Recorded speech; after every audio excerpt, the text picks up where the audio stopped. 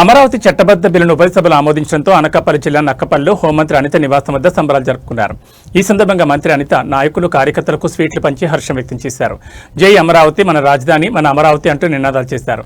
నక్కపల్లి మండలంలోని తారేపల్లిపాలెంలో Nakkapalli RTC complex వరకు బైక్ ర్యాలీ నిర్వహించారు.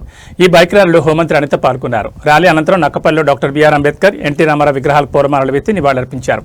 ఈ సందర్భంగా హోంమంత్రి అనిత మాట్లాడుతూ గత 5 సంవత్సరాల్లో అమరావతి ఎంతో అణచివేతకు గురైందన్నారు. ఎన్డీఏ ప్రభుత్వం వచ్చిన తర్వాత అమరావతికి పునర్జీవం వచ్చిందన్నారు. 10 ఏళ్ల నిరీక్షణ తర్వాత అమరావతి రాజధానికి చట్టబద్ధ కలిగిందన్నారు. అమరావతి రాజధానికి సపోర్ట్ చేసిన ప్రతి ఒక్కరికి ధన్యవాదాలు తెలిపారు.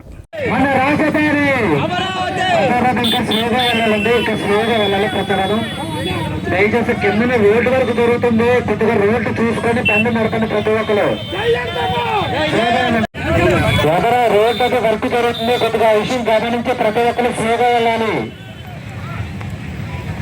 దయచేసి ప్రతి ఒక్కరు స్లోగా వెళ్ళాలి. ఒక పక్క నుంచి అన్ని రాజకీయ పార్టీలు కూడా మద్దతు తెలుపుతా. ఏదో అంటారు కదా, 11 మనోడికి అస్సలు వచ్చిరాల. 11 సీట్లు వచ్చినాయి, 11 మందే 11 పార్టీలు ఈరోజు మద్దతు పలికినాయి. మీ అందరికీ తెలుసా, నేను ఆ రోజు అసెంబ్లీలో కూడా ఉన్నాను. కరెక్ట్ గా 11 గంటల 11 నిమిషాలకే చట్టబద్ధత బిల్లు కూడా గౌరవ ముఖ్యమంత్రి గారు ప్రవేశపెట్టారు. అంటే ఇవన్నీ కూడా దేవుడు రాసిన స్క్రిప్ట్ కింద భావించారు.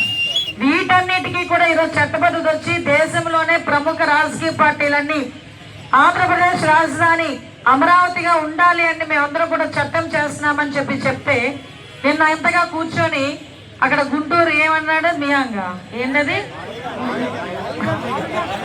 మీ దగ్గర నుంచి చెప్పించాలని అడుగుతాను, చెప్పండి. మచిలీపట్నం నుంచి మా అంట, విజయవాడ నుంచి వి అంట, గుంటూరు నుంచి గన్ అంట. మావి గారు అని ఎవడు పెట్టుకోకూడదు అని అడుగుతున్నాడు. అసలు చిన్న విషయం ఏంటంటే అతను జగన్ లో గన్ ఉన్నాడని రాజధానిలో కూడా గన్ పెట్టాలనుకుంటున్నాడా ఏంది ఆయన? అది ఎవరైనా కనీసం హర్షిస్తారా ఆ మాటని? చిన్న పిల్లోడు కూడా నవ్వుతున్నాడు, ఏంటి ఇతగాడు ఇలా మాట్లాడుతున్నాడు, జోకర్లా మాట్లాడుతున్నాడు అని. అంటే ఇక్కడ కూడా ప్రాంతీయాల మధ్య విద్వేషాలు రెచ్చగొట్టాలి. ఇప్పుడు వాళ్ళని మచిలీపట్నం వాళ్ళని రెచ్చగొట్టాలి, గుంటూరు వాళ్ళని రెచ్చగొట్టాలి, విజయవాడ వాళ్ళని రెచ్చగొట్టాలి. ఈ రోజు ఆంధ్రప్రదేశ్ రాజధాని అమరావతికి చాలా చరిత్ర ఉంది. అమరావతి